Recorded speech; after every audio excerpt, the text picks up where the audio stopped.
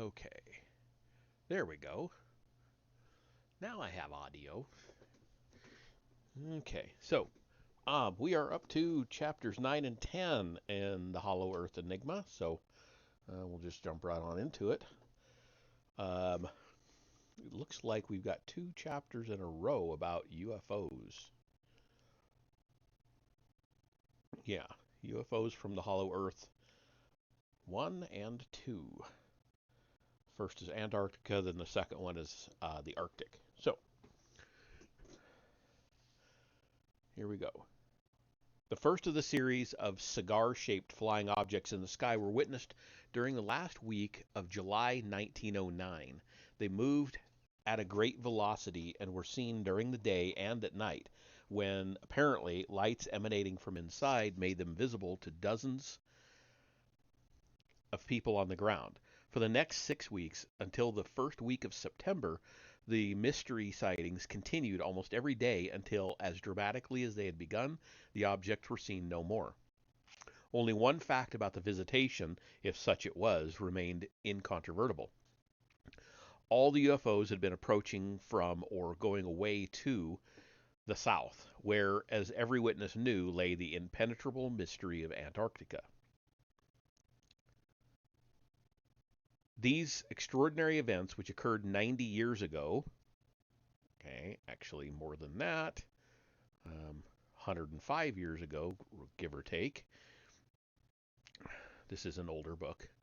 Uh, 90 years ago, over New Zealand's South Island, and in particular over the town of Invercargill, are remarkable for three reasons. First, the only flying machines in the world at that time were those of Count Zeppelin, who had launched his first dirigible in Germany in 1900, and the Wright brothers, who had taken to the air at Kitty Hawk in 1903. Although airships were in use in Europe from 1909, their range was strictly limited, and none could have flown to New Zealand, much less with the speed and maneuverability demonstrated by these mystery craft.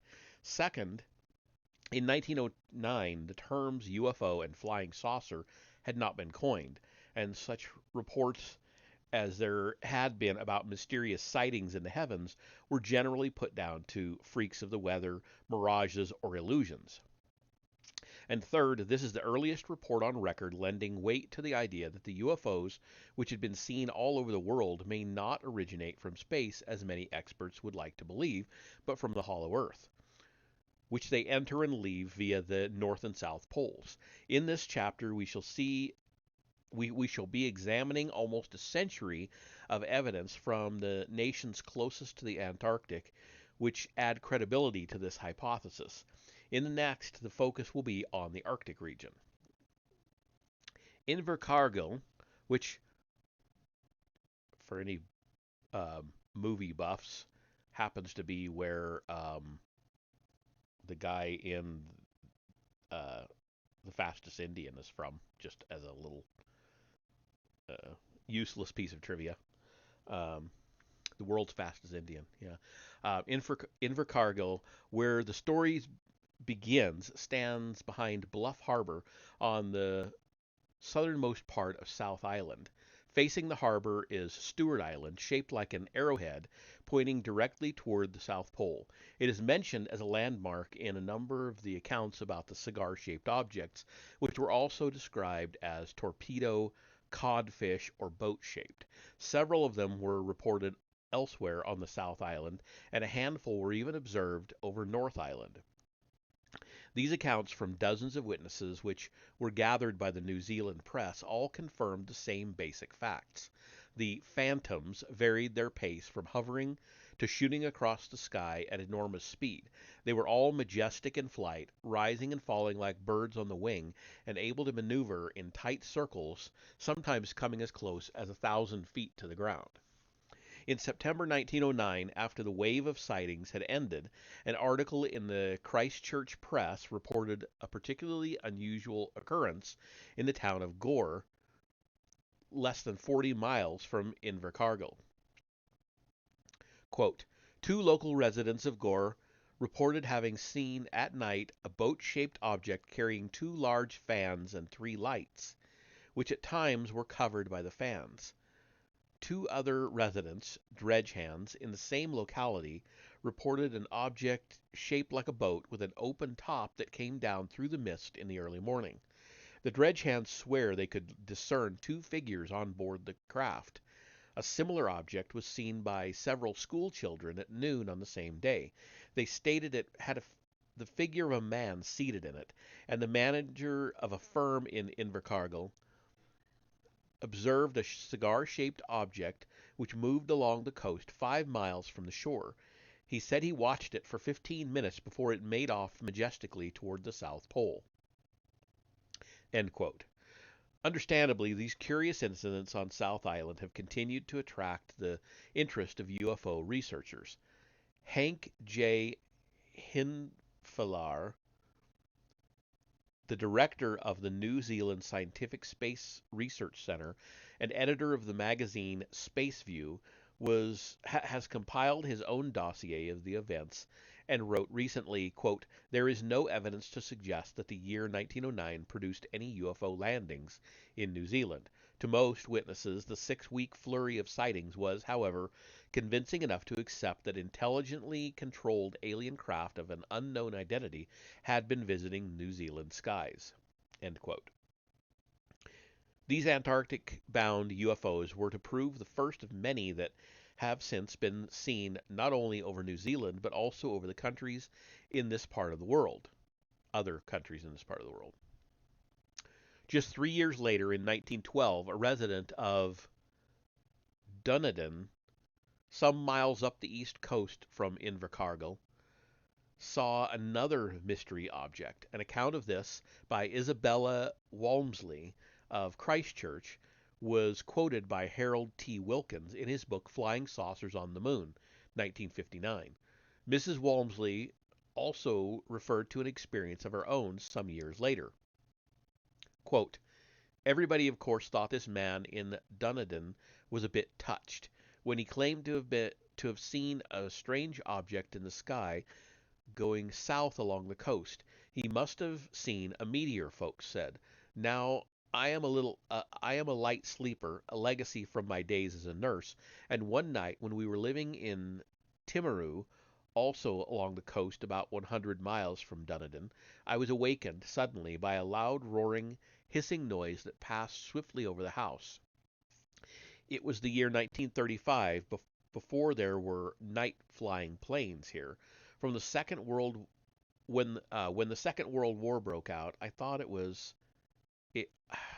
Sorry, when the Second World War broke out, I thought it must have been a Jap plane, but it did not occur to me to wonder where the base of such a rover could be.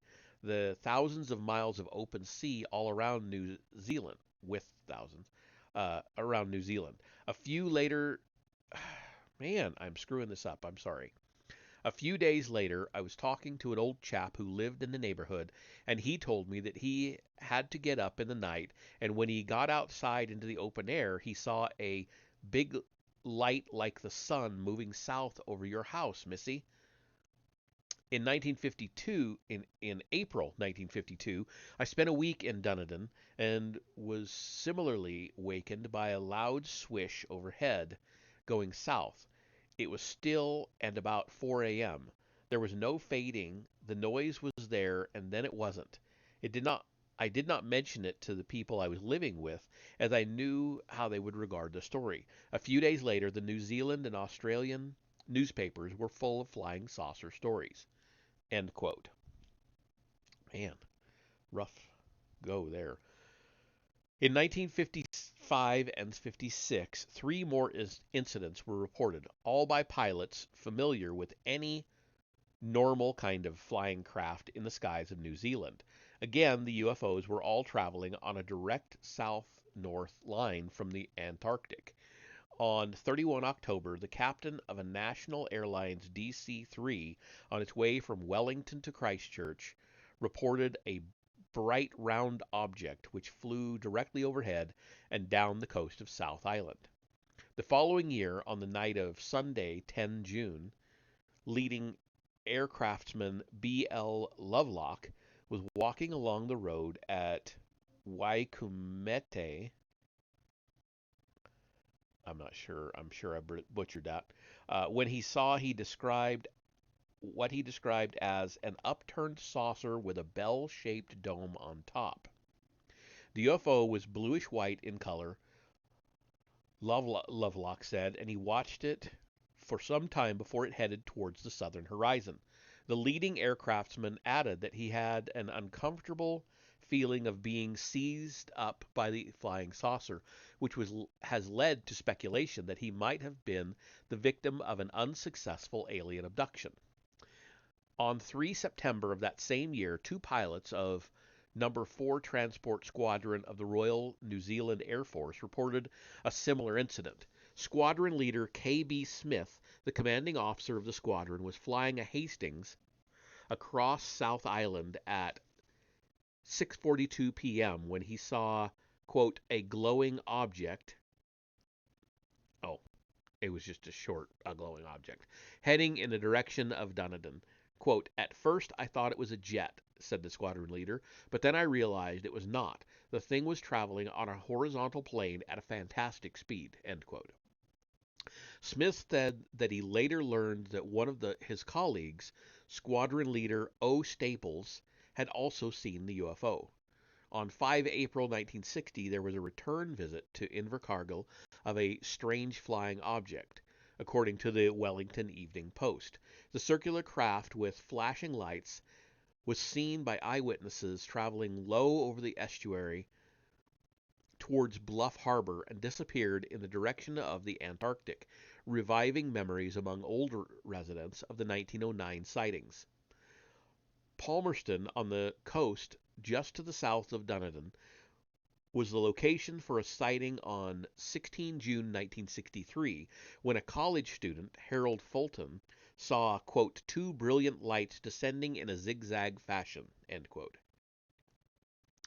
The objects remained stationary for about 5 seconds, quote, then suddenly shot off at a very great speed, at first in level flight across my front and climbed up into the sky at approximately 45 degrees, end quote. His last glimpse of the pair of lights was disappearing to the south. A more recent, well-publicized New Zealand sighting, which also pinpoints a UFO heading for the Antarctic, occurred in January 1979 when Captain J. Startup, flying an RNZAF Skyhawk jet fighter, saw a bright oval-shaped object going south over Cook Strait between South and North Islands. Quote, no aircraft could have accelerated at that as that thing did, end quote. He said when he was back on ground. Jeffrey Causer, an air traffic controller, logged this UFO and a number of others during the same period and commented, quote, they were in unidentified flying somethings. They were definitely not planes, and that's the only thing I can be definite on. We have recorded sightings by 6 pilots on 3 Argosy aircraft over 10 days and a host of radar sightings. There is obviously some strange phenomenon going on around South Island, and it needs to be investigated. End quote. Excuse me. There is similar evidence available in Australia of UFO activity to and from the pole. Here again, the tradition predates stories of flying saucers, and one of the earliest accounts is by a very impressive eyewitness, Sir Francis Chichester, the famous yachtsman. Prior to his lone crossings of the Atlantic, Chichester was well known for his daring flights in a tiger moth. On 10 June 1931, he took off from New South Wales to fly to New Zealand. From the open cockpit of his tiny plane, he had a perfect view across clear blue sky and sea. Suddenly, from the direction of the Antarctic, he saw what looked like a dull gray-white airship approaching. Quote, it was like an oblong pearl, he said. later in the magazine The Unknown, flashing brightly, periodically vanishing, disappearing, accelerating, and finally disappearing back the way it had come. End quote. And he went on, quote, I screwed up my eyes, unable to believe them, and twisted the plane this way and that, thinking that the object must be hidden by a blind spot. Dazzling flashes continued in 4 or 5 different places, but I still could not pick out any planes. Then, out of some clouds to my right front, I saw another, or possibly the same, advancing. I watched it intently, determined not to look away for a fraction of a second. I drew closer, and I could see the dull gleam of light on its nose and back. It came on, but instead of increasing in size, it diminished as it approached. When quite near, it suddenly became its own ghost. 1 second I could see through it, and the next it had vanished. Whatever it was I saw, it seems to have been very much like what people have since claimed to be flying saucers. End quote.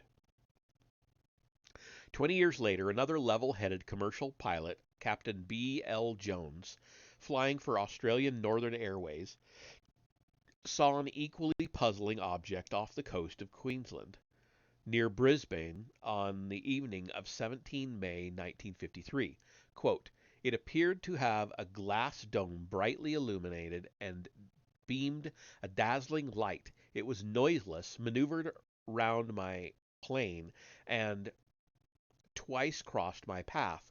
An aircraft control tower checkup showed no other aircraft near.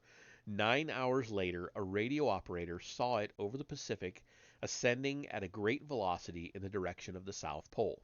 End quote. In 1954, a series of flying saucer stories gripped the Australian media. The majority of these observed over the southernmost state of Victoria, especially around Melbourne. On 1 January, for instance, thousands of racegoers at Hanging Rock saw a round silvery disc hanging stationary and noiselessly in the sky for 2 minutes before turning on its edge and vanishing south. Stranger still, on the same day, people on Hampton Beach observed a, quote, clear plastic-like object like a dish rush across the skyline, end quote. While in various other parts of the state, quote, a huge silver object of unknown origin trailing a streamer of red-blue flame, end quote, was seen moving at an amazing speed in a southerly direction. On 6 January, after 20 more sightings over Victoria, including 6 at Melbourne, the Superintendent of Traffic Control in the Department of Civil Aviation appealed for reports of UFOs from the public. Quote, they are not a joke, he insisted. End quote.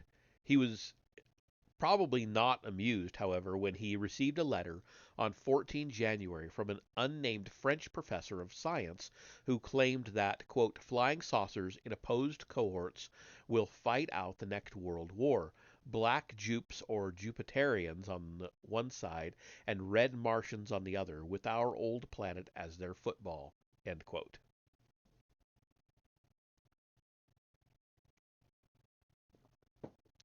On Sunday, 19 May 1957, occurred what is still described as, quote, one of the most authenticated UFO sightings in Australia, end quote, when a silver-colored object leaving a white vapor trail flew at speeds in excess of 2,000 miles per hour across the state of Victoria, heading south. Telephone switchboards at Melbourne's Weather Bureau, police headquarters, airline, and newspaper officers were jammed with phone calls from 5:45 p.m. to 8 p.m. when an estimated 2,300 sightings were reported from hundreds of miles apart. Among the eyewitnesses, one account is particularly significant, that of several crews of fishermen on the Tasman Sea. They described the high-flying silvery object as being like a fish, quote unquote, and heading straight for the South Pole, quote unquote. That night, 2 Meteor jet fighters were put on standby in case the UFO returned. The year 1960 brought another curious report which fits into the same pattern. On 3 October, quote, 6 flying saucers and a mother ship were reported over Tasmania. A Church of England minister on the island said he had first seen the mysterious craft nearly a week earlier, but was reluctant to report them until other people in the area told the same story. All agreed that the objects appeared and disappeared to the south. A similar account of a mother ship and smaller objects over the coast of South Australia in 1961 is reported in detail by Jacques Vallée in his Anatomy of a Phenomena in 1965. A group of round silvery objects was observed leaving and returning to a bigger object, which finally collected them all and departed at high speed southwards over the Great Australian Great Australian Bight, sorry. And he started a quote there, and then there was no end quote.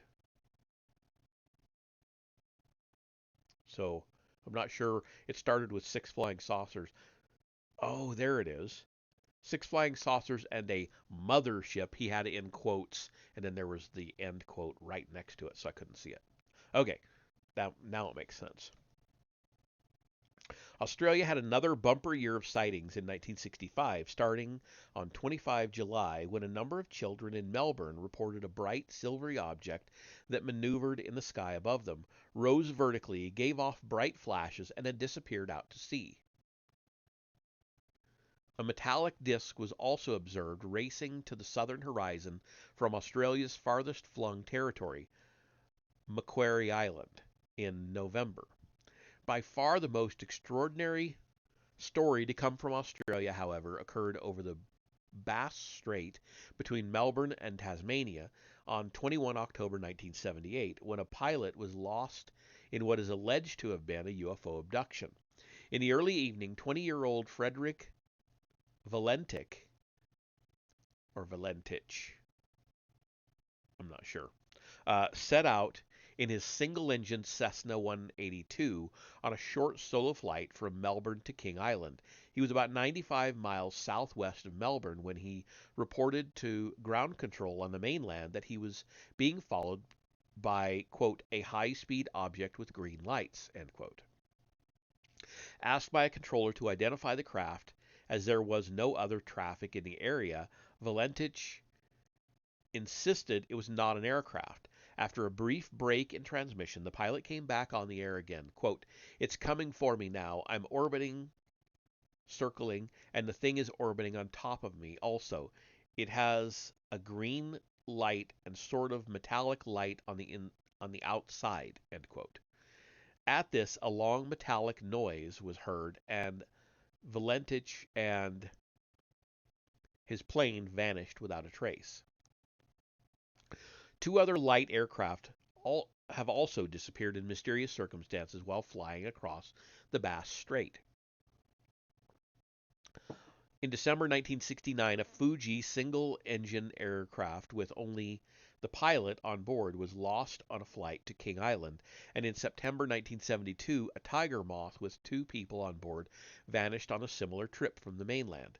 After extensive and fruitless searches, the official explanation was that all 3 pilots had probably confused the lights with, quote, the planet Venus, which is very bright at this time, end quote.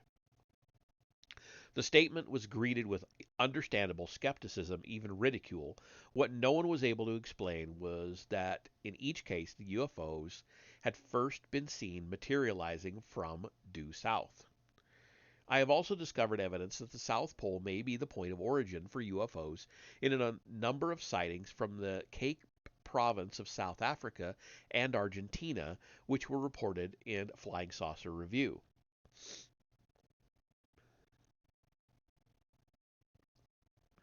Probably the earliest report of a UFO in South Africa came in May 1953 when a circular-shaped object, glowing brightly, was tracked from north to south across the country and was last seen heading away over the most southerly point, Cape Agulhas, at, quote, over 1,000 miles an hour, end quote.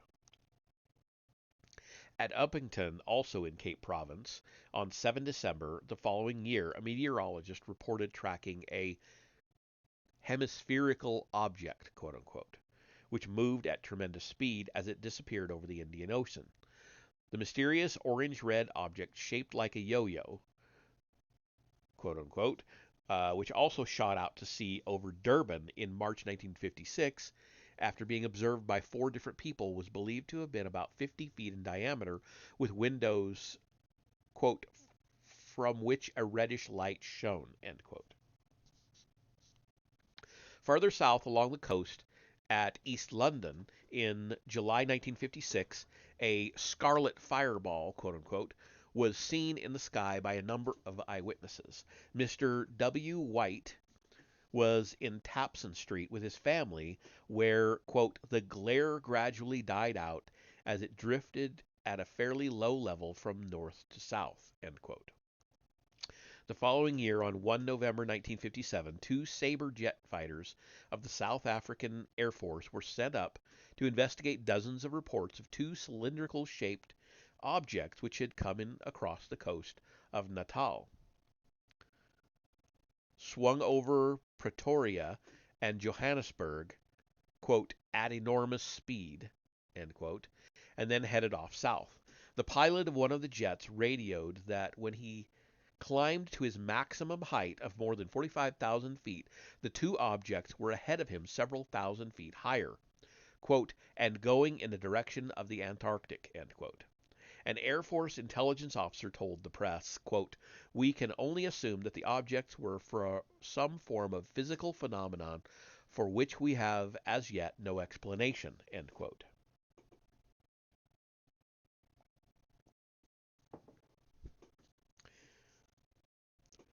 The report of a flying saucer hovering for over 4 hours near Fort Beaufort on the Eastern Cape in June 1972 is one of the most remarkable accounts from South Africa and equally significant in terms of our hypothesis.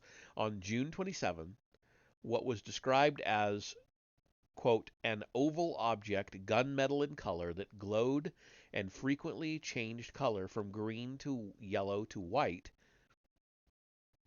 end quote, was seen by Bernie Smith over his land, Braeside Farm. For much of the morning the object was observed by Mr. Smith and several of his African workers, quote, crisscrossing the sky as if it was studying us, end quote, as the farmers said later when a team of police officers arrived to investigate.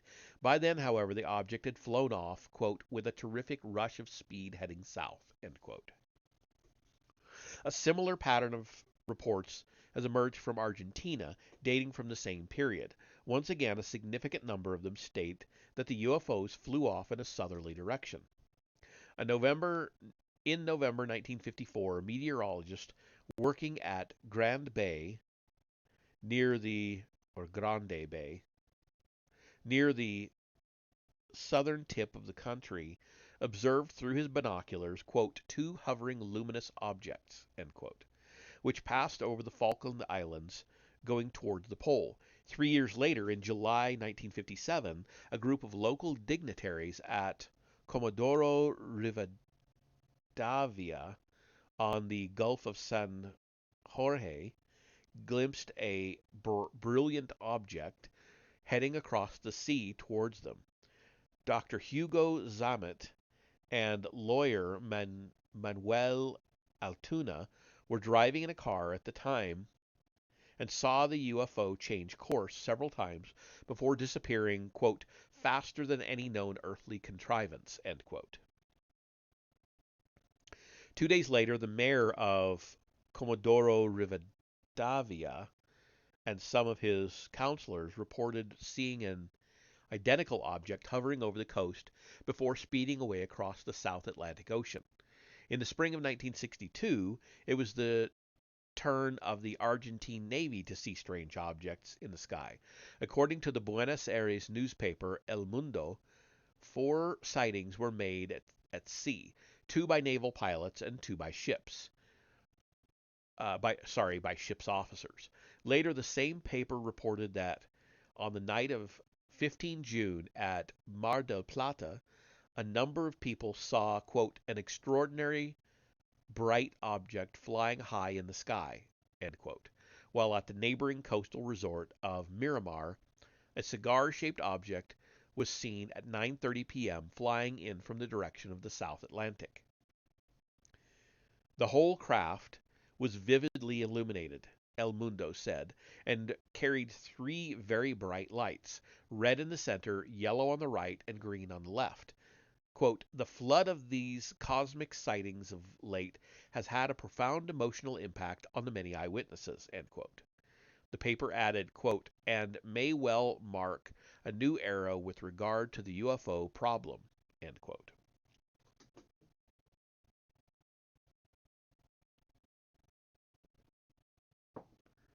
Two subsequent events in Argentina have also earned considerable media attention and comment. On 17 July 1965, a circular object which, quote, reflected the rays of the sun on its metallic and polished surface, end quote, hovered over a beach near the River Plata, where it was seen by hundreds of bathers and prompted a demand from La Nacion the following day. Quote, we do not believe the true explanations of such occurrences can be kept secret much longer, end quote. The same paper, in company with a number of others in South America, carried an even more sensational story about truck driver Vicente Bordoli of Mar del Plata and what happened to him on 12 August 1982 while he was driving southwards along National Highway number 3. This road skirts the South Atlantic coast of Argentina, and as Bordoli was driving along with his son Hugo, he caught sight of a strange luminous craft hovering over the sea. He pulled over to the side of the road, and father and son watched the object closely. Quote, I have heard all about flying saucers, Bordoli later told the press, and I am sure this was one. It remained stationary in the air for several minutes before diving down towards the horizon. I am absolutely certain that it is in the depths of the sea somewhere that these flying saucers have their base, end quote. One of the first ufologist? I guess that's how you would say that. One of the first ufologists to hint at the significance of all these sightings in the vicinity of the South Pole was Brinsley Lepore Trench in an article he wrote for Flying Saucer Review. We heard about him earlier in the book. The Flying Saucer Review of May-June 1956. Does Antarctica hold the key? Quote, it is no good trying to evaluate flying saucers and their occupants on the basis of present knowledge. So then, is it a way out extension of the theory about them to say that if the center of the Earth is hollow, with vast openings in the polar regions, they might originate from there? Saucers have, of course, been reported over many countries in the world, but especially the polar regions. It would seem that parts of South America, Australia, New Zealand, and South Africa have all had a large crop of UFO activity.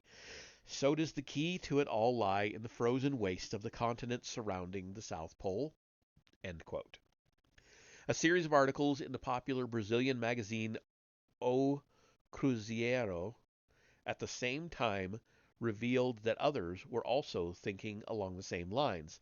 In this instance, the writer was Paulo Strauss, a former commander in the Brazilian Navy, whose article Flying Saucers from a Subterranean World was published in the February 1956 issue. Quote, the hypothesis of the extraterrestrial origin of flying saucers does not seem acceptable. Another possibility is that they are military aircraft belonging to some existing nation on Earth, but no one possesses such a technology. So we must consider the most recent and interesting theory that has been offered to account for the origins of flying saucers, the existence of a great subterranean world with perhaps innumerable cities in which live people who have reached a very high degree of civilization, economic organization, and social, cultural, and spiritual development, together with extraordinary scientific progress, in comparison with whom the humanity that lives on the Earth's surface may be considered as a race of barbarians. End quote.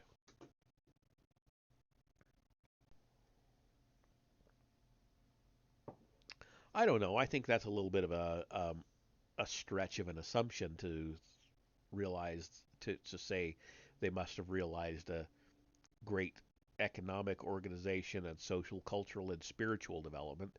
You don't know that. High tech, sure, doesn't mean anything else, just high tech. But then again, I'm complaining about a speculation. So, another group of investigators in America, the International Flying Saucer Bureau, based in Connecticut, are more inclined to the view that Antarctica is probably some kind of base, as Lepore Trench noted in his 1956 article. Quote, they ask if it is not possible that space visitors might already be here and have established a base in Antarctica. The continent is unknown, unexplored, and unpopulated. It is an ideal place for aliens flying saucers to condition themselves to our atmosphere, a place where their activities would go unobserved for the most part, but not altogether. Another factor which may have some bearing on the South Pole theme is that saucers may possibly be powered by some type of force field that has a direct effect on gravity. The South Magnetic Pole may be an ideal place for charging up with this power. End quote. Lepore Trench concluded his groundbreaking article by citing two authenticated sightings which he believed supported his theory. In March 1950, while cruising in Antarctic waters, a Chilean naval officer, Commander Augusto Vars Orrego, reported, quote, during the night, which is very bright in these parts, we saw flying saucers, one above the other, turning at tremendous speeds. We have photographs to prove what we saw, end quote. Annoyingly, these pictures have never been released by the Chilean naval authorities, despite repeated requests. 6 years later, in January 1956, a group of scientists who had been flown to Robertson Island in the Weddell Sea to study the island's geology observed, quote, two metallic cigar-shaped objects reflected in the rays of the sun, end quote. These craft performed a series of high-speed, acute angle changes of direction, which led the eyewitnesses to believe they were, quote, being spied upon by an intelligence that, for some reason or other, desired to remain anonymous, end quote. As suddenly as they had appeared, the UFOs disappeared beyond the horizon. Just a personal observation here. Isn't it odd that all of these um, like so many UFO sightings are of these things darting around all over through the sky. It's like, what are they doing? I've never heard anybody try to explain why it is that they're zipping around and changing directions. It's like, what's the purpose of that? Just, just thinking out loud. Anyway, in the years since Lepore Trench's article was published, several more sightings have occurred at the South Pole which lend more weight to his conclusions. In 1958, during International Geophysical Year, when scientists from 11 countries built dozens of research stations and camps across the continent to carry out surveys, it was a case of one odd occurrence after another, as Peter Colosimo has described in his book Not of This World, 1970. Quote, from the workers around the Argentinian stations, there came at least a dozen stories of seeing unidentified objects in the sky or on the ice, most of them having oval shapes. Various Russian and American investigators flew over areas full of structures odd enough to make them think of open spaces with gigantic walls and buildings covered in heavy slabs of ice. Some attached to the Soviet bases, probably Vostok 1, 2, or Sovietskaya, said they had seen structures which were, quote, too geometrical, end quote, to be accounted for by weathering, and even, quote, things moving, end quote. Among them being a squat, dark, creeping mass of something and a white shape similar to that of a bear or human being. End quote. An eyewitness account of an encounter in Antarctica at this time will be found in Chapter 11 of the present book.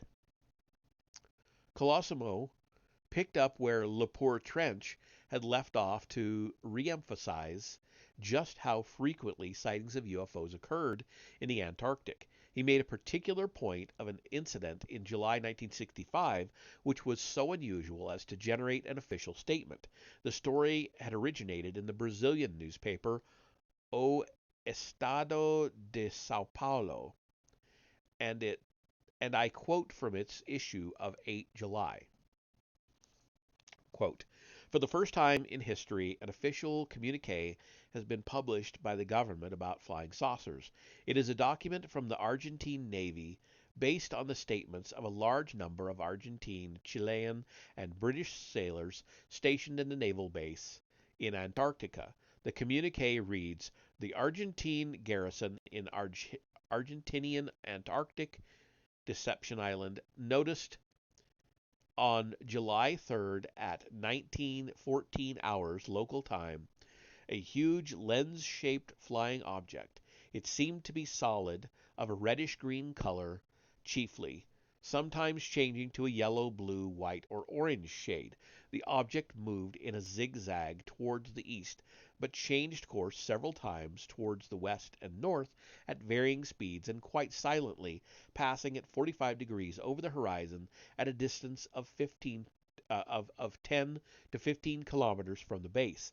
In the course of the movement completed by the object itself, it was possible for the eyewitnesses to get some idea of its enormous speed, and not only because it was poised motionless for about 15 minutes at a height of around 5,000 meters. The Secretariat of the Argentine Navy also states in its communique that the occurrence was witnessed by scientists of the 3 naval bases and that the facts described by these people agree completely. It is understood that the photographs taken by a photographer at one of these bases will be made public after they have been analyzed by scientists. Once again, this intention has never been carried out. End quote. All that was from the Colosimo article.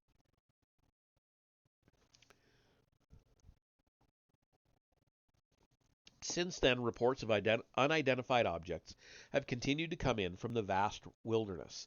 In March 1971, for example, the crew of an icebreaker at work in Admiralty Bay saw overhead, quote, a multicolored fireball-like object, end quote.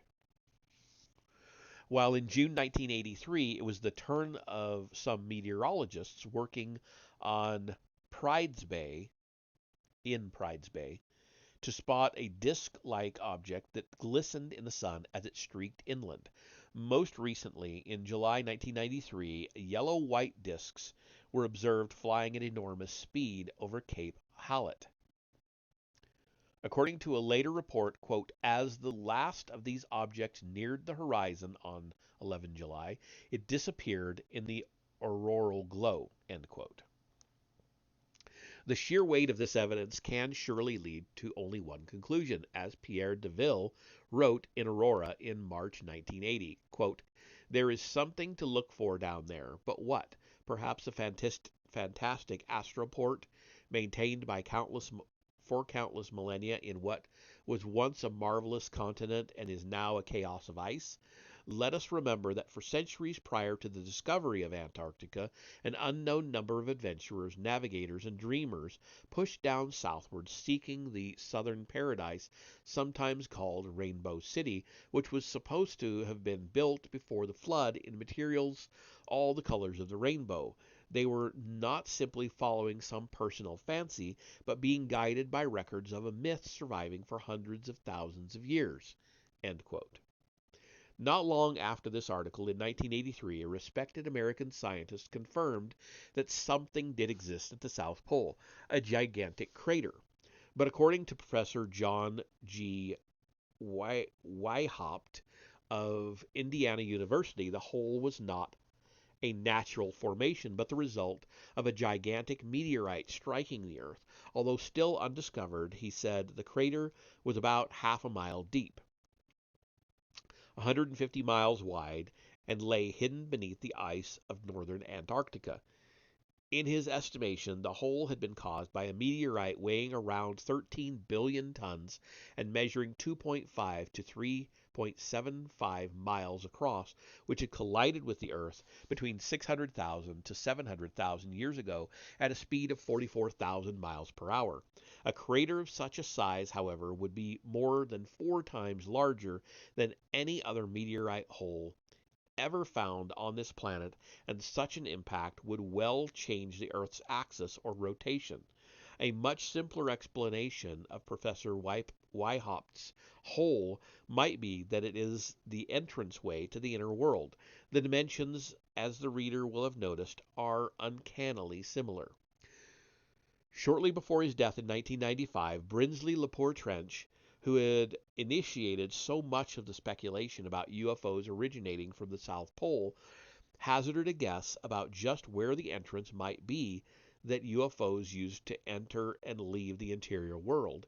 Writing in Flying Saucer Review, he stated, quote, I believe the South Pole opening is in the region on the map of Antarctica known as the area of inaccessibility. It covers a very large area of rough terrain, but the reason for its name is because of navigational problems. The magnetic compass is useless, and the inertial guidance system does not function either. It is possible to reach the geographical South Pole through inertial guidance, but not the hole in the area of inaccessibility. The entrance is some distance from the South Pole, anything from 600 to 1,800 miles. It is similar in size to the hole beyond the so-called North Pole, that is, not more than 285 miles in diameter and not less than 50. There lies the answer to one of the great secrets of the age. End quote. In the next chapter, we shall look at the evidence for the equally frequent sightings of UFOs in the Arctic Circle, and in particular, we shall investigate the story of a mysterious crash of an object which, in its own way, is as strange and significant an event as the famous Roswell incident in New Mexico in 1947. And that is the end of that chapter. So we'll jump right on into Chapter 10, UFOs from the Hollow Earth, to the Arctic Circle. Hey, Ren Flames. Thank you for the lurk. I just saw that you'd come in. Sorry that I missed it earlier, but thank you very much. Okay. How am I doing on water? I think I'll be all right. Maybe. I don't know. No, actually, I'm going to go ahead and refill real quick. My throat gets very parched with all this reading out loud stuff. So give me just a second. I will be right back. I'll put us on our be right back screen, and I will step out just long enough to refill my glass.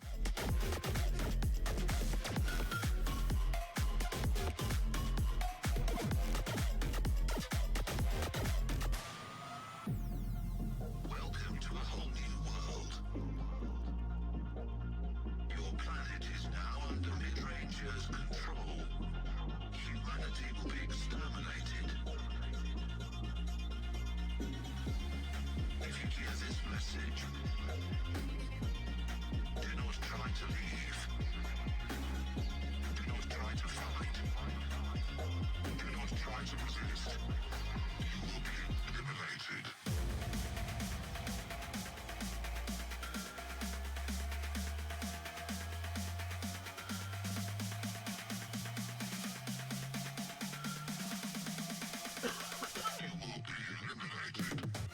Okay. Like I said, really quick. Okay. So, the Arctic Circle. There is a remarkable resemblance between the reports of UFOs observed flying in the direction of the North Pole and those described in the last chapter on the approaches to Antarctica. Here at the northernmost part of the world, more than half a century of eyewitness accounts indicates a similarly large number of strange objects traversing the Arctic Circle, and in so doing, adding further weight to the conviction that flying saucers originate from inside the Earth. A number of territories surround the North Pole: Canada, Alaska, Russia, Scandinavia, and Greenland. And before considering the implications of what may lie at their heart, deep inside the Arctic region, we need to look at the most significant of the UFO reports. What follows are by no means all the eyewitness accounts that I have collected during my research, merely those that are typical and from the most widely distant locations. North America makes an ideal starting point, as here again UFOs were seen years before the popular term for them was invented. In the earliest known instance, on the night of 9 February 1913, the objects which sped across the continent took the form of a procession of strange weaving lights, quote unquote. Subsequently, a dossier of eyewitness reports on the phenomena was compiled by Professor John Chant of Toronto, who wrote in the Journal of the Royal Astronomical Society of Canada in November of that same year, quote, "A strange spectacle was noticed sweeping across Canada over Saskatchewan and Ontario, the USA, New York, and thereafter over the Atlantic Ocean heading northward. A luminous body was seen with a long tail attached to it. The body grew rapidly larger. Observers differed as to whether this body was single or in 3 or 4 parts, with a tail to each. The group or complex structure moved with a peculiar, majestic deliberation. See the Invercargill report in Chapter 9 for comparison." End quote. And that last part, I'm sure he added. Other observers whose stories Professor Chant collected said that the weird bodies moved in groups rather like, quote, rather like a fleet of battleships attended by cruisers and destroyers, end quote. One viewer, W.F. Denning, a New York astrologer who saw the UFOs heading north from the end of Long Island, said that they followed the curvature of the Earth, quote, "as no meteorite would do," end quote. Adding, quote, "some people I know said they looked like airships cruising over the city, but I have never seen anything like it in all my years of studying the heavens," end quote. Another writer to the journal thought that there had probably been as many as 30 objects in all, quote, "and so perfect was their lining up you would have thought it was an aerial fleet maneuvering," end quote. Just 18 years later, a solitary bright light was seen making a similar sweep across the skies of Canada. This UFO was first spotted at dawn on the morning of 1 January 1931 by a group of people in Cobden, Ontario.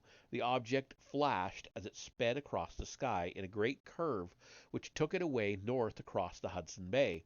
One observer of the phenomena told the Ottawa Journal he felt the sight was, quote, "like something out of a tale by Jules Verne or H.G. Wells," end quote. In the late 40s and 50s, Goose Bay in Labrador was the center for a whole series of flying saucer sightings, all of which were observed traveling in the direction of the Arctic Circle. On 31 October 1948, a strange object was tracked by radar traveling at over 600 miles per hour, and according to a report made at the time, was of a type known to the authorities as an angel or low altitude signal from some invisible object. Not astral, the statement added significantly. On 19 June 1952, a reddish object was observed from Goose Bay, crossing the night sky at a very high speed. Much the same phenomena appeared again going north on 15 December that year, although this time it changed to a whitish color while maneuvering. Probably the most striking encounter in this area occurred on 30 June 1954 when the crew and passengers of a Canadian Airlines flight over Goose Bay saw, quote, a large UFO with several smaller satellite objects, end quote, which they observed for several minutes as the procession flew high above them toward the Arctic regions. In the 50s, several sightings of UFOs were reported from Newfoundland, all northward bound. The two most significant of these were from an eyewitness on the ground and another in the air. On 1 November 1950 at St. John's, Pat Walsh, a telephone company electrician, reported seeing, quote, a tear-shaped object as bright as a fluorescent light, end quote, race over the town and head out to sea. He said it was in sight for at least 12 seconds and appeared to be following an arch-like flight, quote unquote, at an extremely high speed. Among others who saw the UFO was a Miss C. Vaughan, who told the Newfoundland Evening Telegram that as it crossed the town, she thought she saw a dome on the top. 6 years later, in June 1956, the pilot of a naval transport aircraft reported being paced by a large disc-shaped craft as it flew over Gander. So numerous were the sightings of unidentified objects over Canada during the following 12 months that on 22 July 1957, the Canadian Broadcasting Service ran a special news bulletin reporting, quote, Ground Observer Corps of the Royal Canadian Air Force having been tracking UFOs in the skies over Ontario for the past month. The chief observer in the Don Mills area, Toronto, Mr. Herbert Harrison, described these objects as like little balls of fire moving from north to east, east to west, and then from west to north before disappearing. He said the Corps had no idea what they were, but they would continue to maintain a close watch on the mystery lights, end quote. In the 70s and 80s, a significant number of UFO sightings over Canada occurred in the North Bay area, where again they virtually all appeared or disappeared in a northerly direction. The RCAF once more investigated these sightings of orange-red discs which were tracked, quote, flying extremely high, zigzagging, and making complex maneuvers at very high speeds, end quote. The U.S. Air Force also took an interest in these sightings, especially because a number occurred close to Alaska, the detached state of America.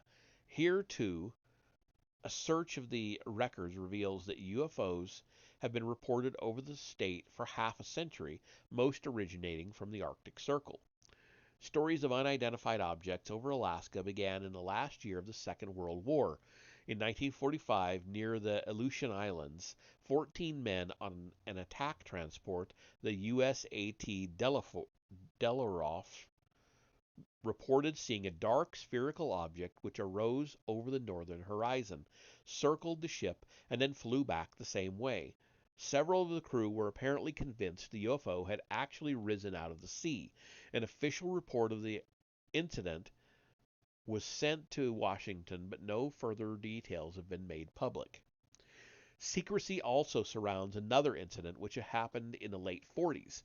In May 1948, a film cameraman working for the government in Alaska was told by some Inuit of strange discs in the skies, quote unquote, which they said came from, quote, the great land to the north, end quote.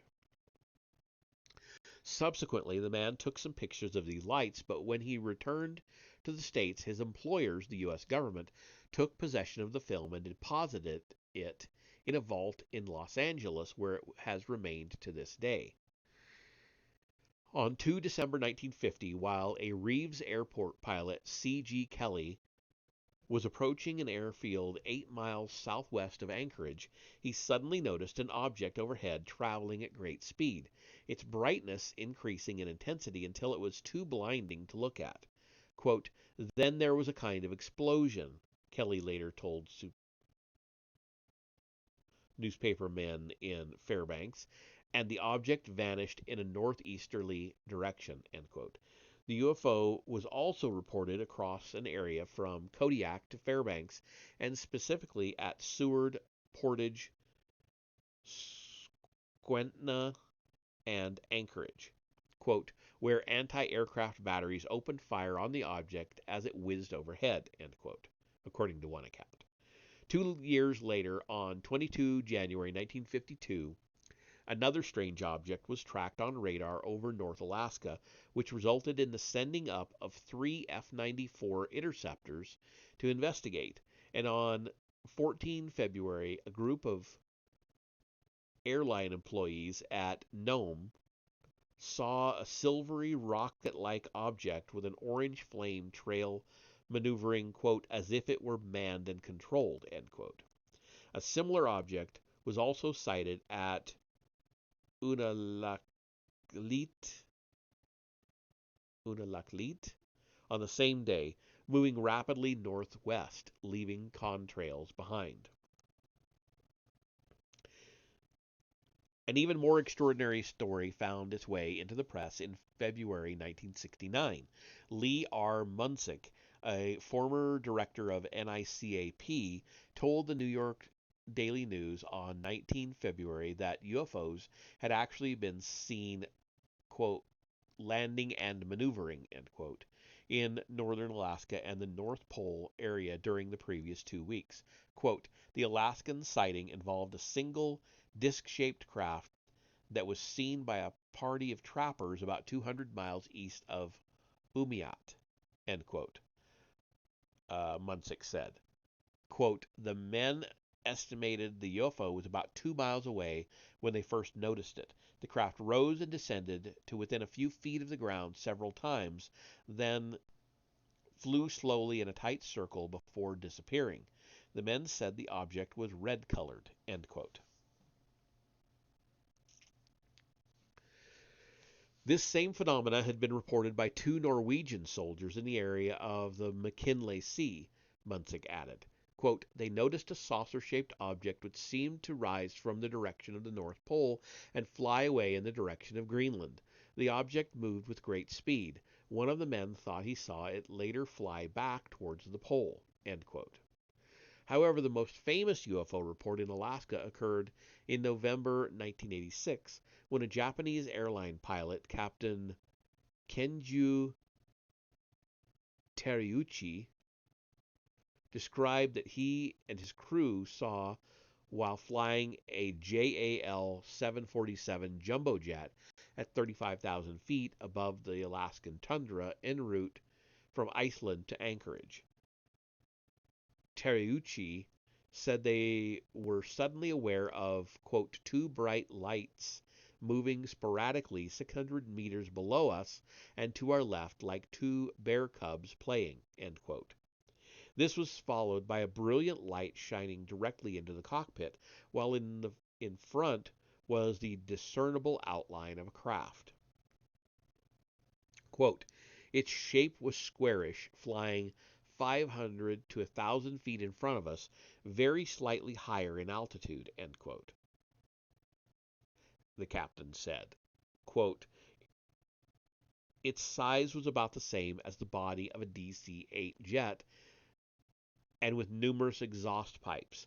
The firing of the exhaust jets varied, perhaps to maintain balance. From the craft, several tiny bright objects detached themselves and flew in formation parallel to the 747, end quote. After about a minute, the bright objects were reunited with the mother craft, and it disappeared to the north. Throughout the close encounter, interference made it impossible for the JAL captain to contact Anchorage Air Control, but when he did get through, he was told that nothing whatsoever had been on the radar. On landing, Teruyuchi and his crew gave a full account to the Federal Aviation Authority, which concluded that they had all been professional and rational about everything they saw. The mystery of JAL Flight 1628 still remains unsolved.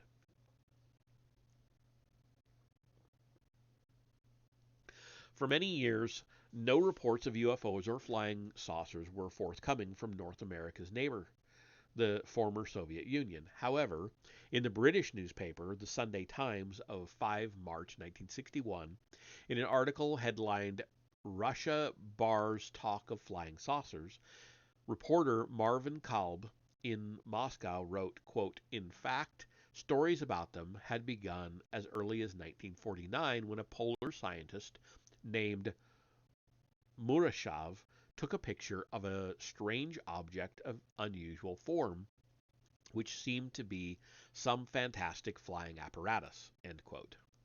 Significantly, the earliest stories of flying saucers had come primarily from the far north of Russia and ranged from serious accounts reported by Bolshevik Island of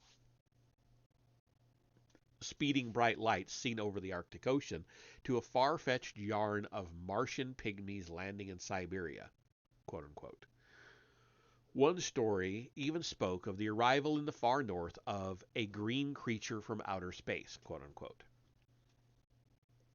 Gossip reached such a pitch, said Kalb, that the Communist Party newspaper Pravda, Pravda approached academician L.A. Artesmovich of the Moscow Society for the Dissemination of Scientific and Political Information to denounce the rumors and launch a crusade against, quote, all such anti-scientific information, end quote.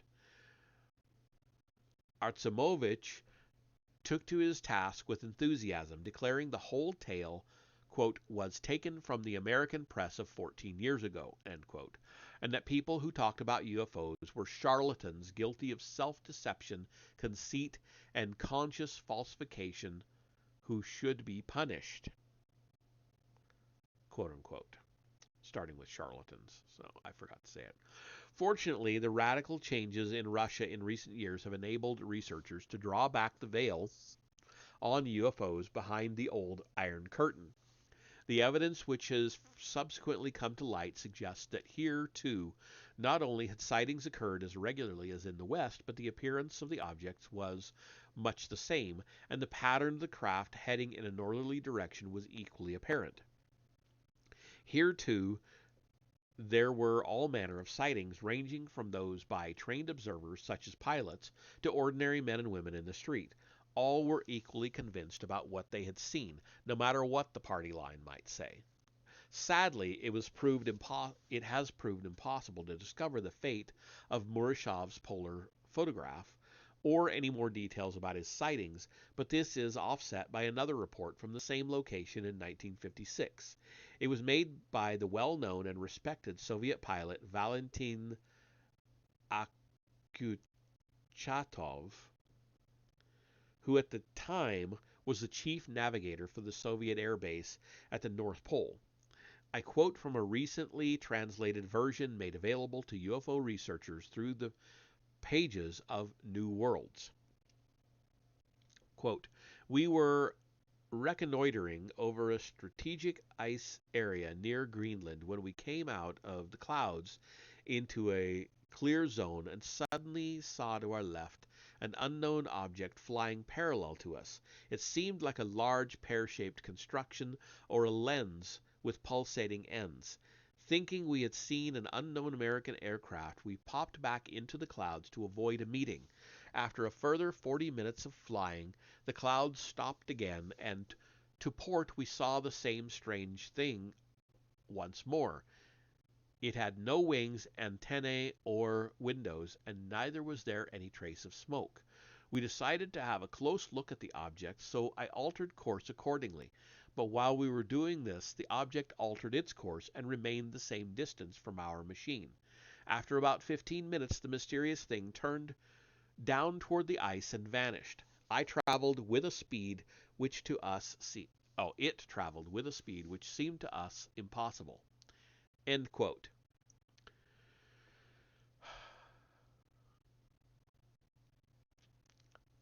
Akyuchatov's account is interesting for being one of the earliest in the polar regions to mention a UFO going down, perhaps intent on landing. In later flights, the Soviet pilots saw other strange objects in the Arctic Circle as well as in the Baltic regions of Murmansk. Kharkov, and Georgy. And I know I'm not saying that one right. Here again is his eyewitness accounts of these UFOs all point to a destination somewhere in the North Pole area. 2 years after Akhutchatov's first sighting, another intriguing encounter was reported over Kazakhstan on 30 May 1958, which also contains significant details. The account was published in the popular magazine Smena from some 3 months later. Quote, between 21:20 and 21:30 Moscow time, some people on a small airfield in the Urals saw a strange object flying in the north. It shone like a star, but there was no twinkle. It was visible in the Cassiopeia constellation, but was clearly no higher than 350 meters and had a velocity of 150 knots. The object veered to the west and accelerated to 400 knots, the speed of a turboreactor, flying over the airfield without any sound at all. Then suddenly it stayed motionless in the air for about 10 seconds. The light now emanating from it was quite spherical, and beams of light could not be seen.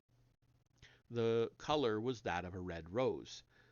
After this, the light started again and went off at an angle of 45 degrees in a northwesterly direction for several seconds at 100 to 120 knots.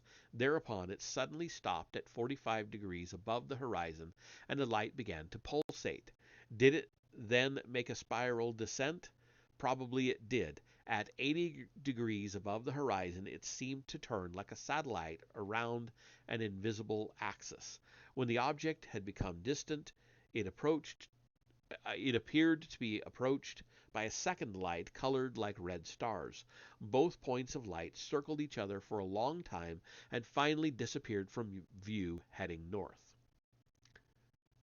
End quote. According to several Western sources, the headquarters of the Russian space program at Sverdlovsk was visited by saucer-shaped UFOs during a 24-hour period in 1959. The objects were picked up by radar arriving from the north, quote, and caused a certain amount of panic, end quote. No duh.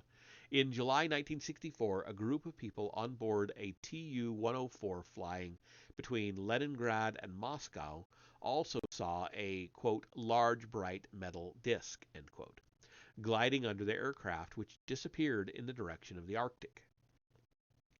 In the 70s, Siberia was the focal point of a number of UFO reports, especially by people living in the settlement of Polyarny on the coast of the Chukotka Sea in northeast Siberia.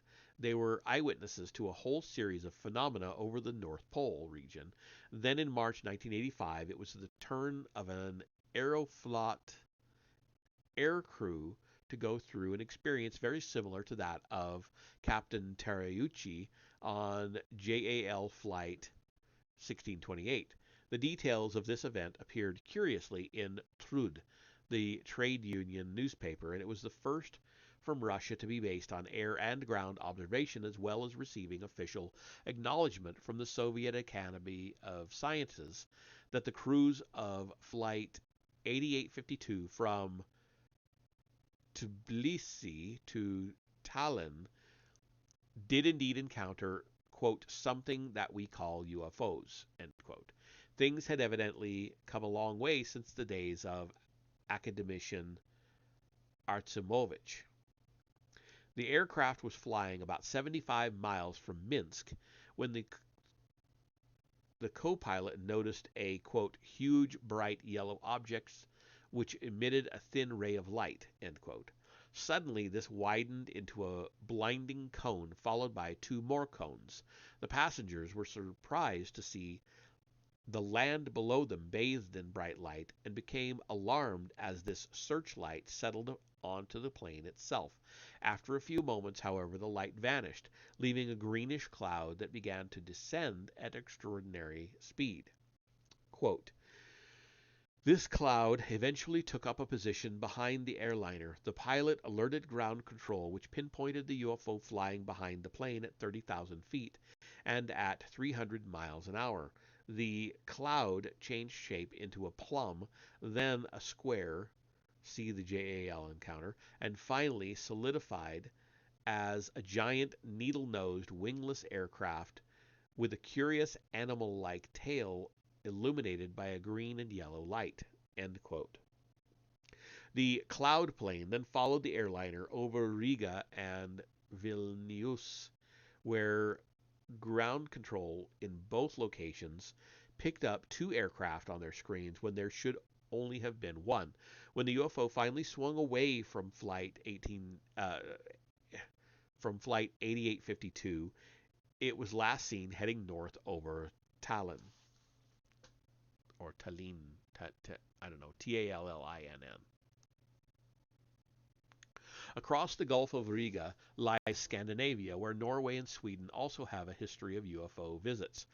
I shall mention just three relevant reports that are representative of a great many more. Excuse me. The first of these took place on 30 June 1954 when three Scandinavian airliners flew a party of 50 invited scientists and astronomers to watch an eclipse of the sun. Over Telemark, two shiny disks were suddenly spotted traveling towards the northern horizon. A member of the party, Bjorn Bio,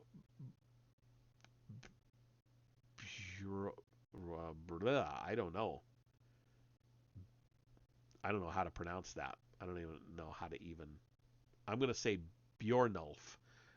That's not right, but that's the closest I'm going to be able to come. Bjornulf said later, quote, amidst all the confusion, we realized we were watching something none of us believed in, so-called flying saucers. But the evidence of our eyes told us differently, end quote. A more down-to-earth experience befell decorator Trygve Jansen in April 1965 while he was returning home from work in Oslo.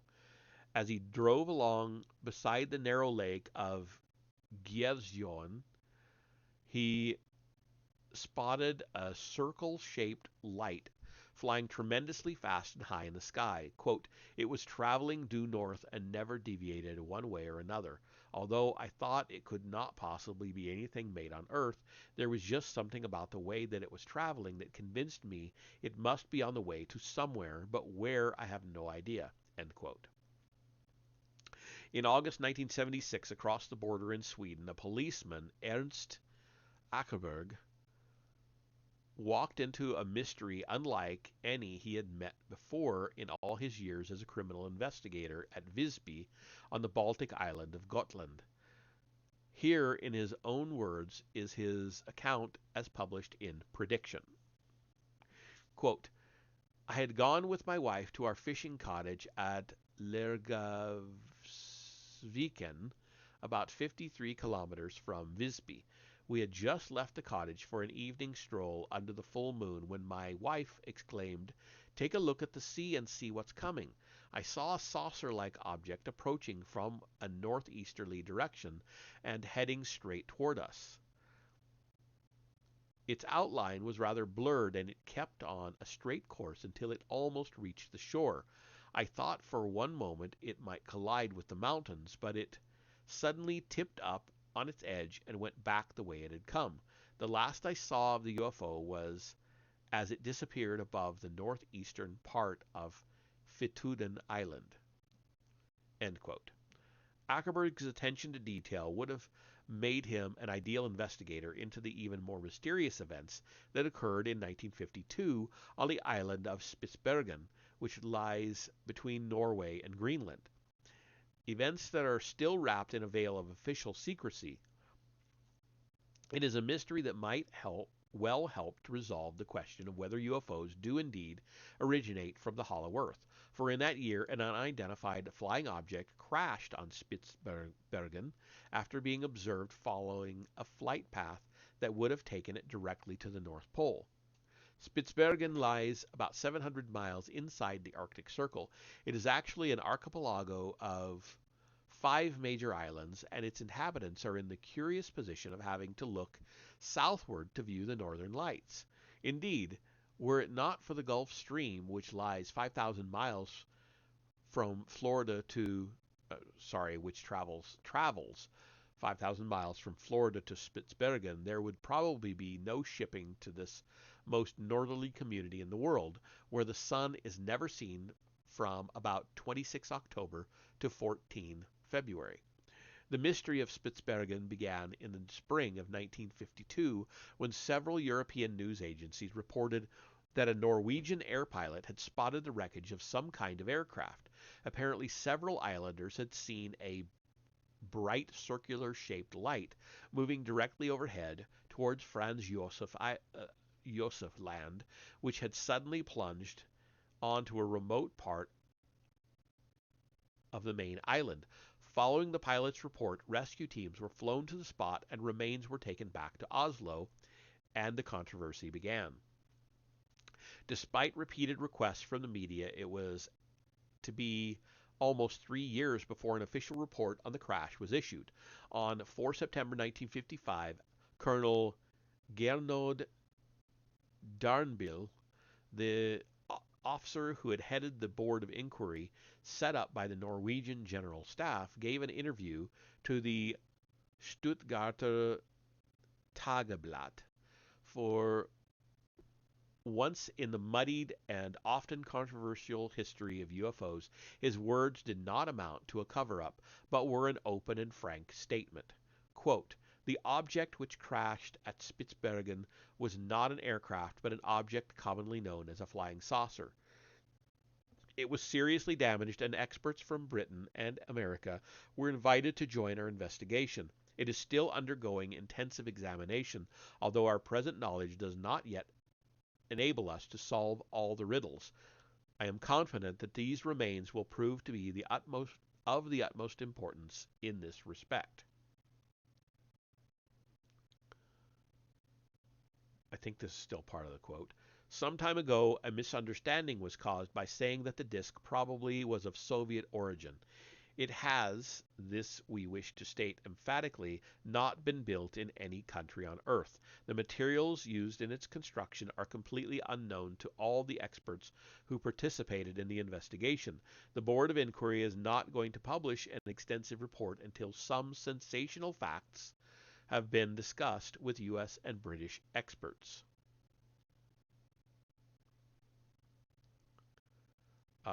End quote. No further statement on the mystery of the Spitsbergen disk has been issued from that day to this, and all requests to the Norwegian authorities are answered with a polite reply that they have no wish to comment on the affair. As Colonel O.B. Engvik, air attaché at the Norwegian Embassy in America, told UFO researcher Robert Lofton recently, quote, "Our Air Force's UFO material is mainly of a security-graded nature and cannot be put to the disposal of inquiries from the public," end quote. In other words, it is classified. My own inquiries to the Norwegian Embassy in London met with a similar response and a suggestion that I might care to contact one of the UFO groups in Norway which had been investigating the story, bringing me back full circle to the sources that had supplied the information in the first place. But not quite. A contact in Oslo forwarded to me a copy of a statement made by 2 Norwegian officers who had served in the Arctic region after the events on Spitsbergen, Second Lieutenant Brobs and Second Lieutenant Tillensen. Both claim to have seen UFOs in the Arctic and maintain that they are sure these craft have landed near the North Pole. In the words of Tillensen, Lieutenant Tillensen, quote, "I think the Arctic is serving as a kind of base for these unknowns, especially during snowstorms when we are being forced back to our bases. Shortly after such adverse weather conditions, I have seen them land and take off on 3 separate occasions. I noticed then that after having landed, they execute a speedy rotation around their disks. A brilliant glow of light, the intensity of which being variable with regard to speed and at landing and takeoff, prevents any view of the things happening behind this curtain of light on or inside the disk itself. End quote. Another of my informants, who is familiar with the Arctic region, says that a UFO lies buried near the northernmost tip of Ellesmere Island on the far side of Greenland from Spitsbergen. It too allegedly crashed while flying toward the pole. Although no serious attempt has yet been made to excavate the site, the evidence of the object's presence is compelling enough for Dr. John M. de Laurier, I'll just say Laurier, of the Dominion of Canada Observatory in Ottawa to have instigated a research program.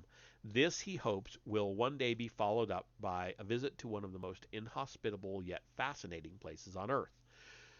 Are both of these stories imaginative fantasies or further evidence that the UFOs in our skies may actually originate from a world beneath our feet? Judge for yourself. However, this is not quite the end of our search for answers to the Hollow Earth enigma. There remain two more important questions that demand investigation. The first, which we look at in the next chapter, is if the inner world is inhabited, who might live there? And that is the end of the chapter. Hey, Vesper! Do you think these people might have been on drugs? That is a distinct possibility, sir. They very well could have been.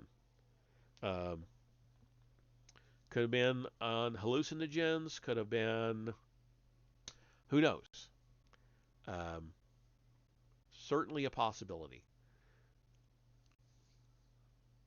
Okay, so that takes us to chapter 11, which means we have 11 and 12 and the epilogue left. So chapter 11 is 14 pages, 12 is 10 pages, and the epilogue is a single page. So we will most definitely finish this book in the next reading. So barring catastrophe, I will finish this book on Friday, and then we'll move on to the next one, which is Plato the Republic, because I've been talking about it, and at the suggestion of you, Vesper, that is what I'm going to do. So I will find my copy of it. I think I have it in electronic copy, and have it ready for the following Tuesday to jump on into it. So, all right, that is it for tonight. I am going to call it. I'm not going to raid. I am tired tonight. So I will see you all in the next one. Mondays are not working out for the Star Wars readings, so I'm going to switch it to Wednesdays. So I will see you all tomorrow night for a Star Wars reading. So until then, have a good night.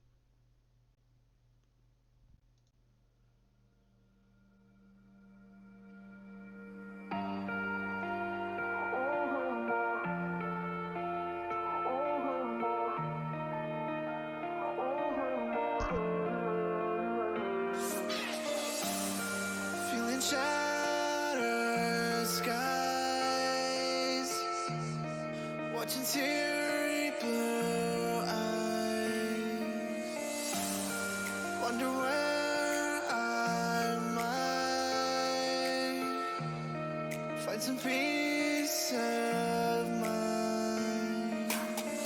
Not lights like I've had, but more sophisticated into love relations. Now disassembling my own heart, 'cause my mind's a million places and giving up. So it's in my head. Just tell me it's not happening. Tell me it's not happening. Surrender myself.